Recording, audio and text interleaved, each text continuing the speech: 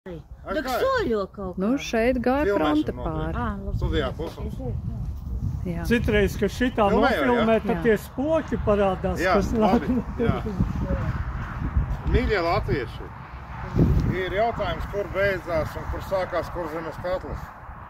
Te viņš arī noslēdzās, jo ienaidnieku karaspēks gāja pāri tam lielajam ceļam, viņš netika pāri. Latviešu leģionāri sita viņus atpakaļ. Atcerēsimies šo vietu. Tā ir leģendāra vieta, tas ir pie Lestenes rumbas. Tur arī Kurzemes katls noslēdzās. Atcerieties, 6 lielie iebrukumi bija, bet neieņēma Kurzemes katlu. Hitlers jau bija sen jau tajā pasaulē, bet latvieši nepadevās. Par tādiem latviešiem priecājamies. Paldies, līdz nākamajai reizei.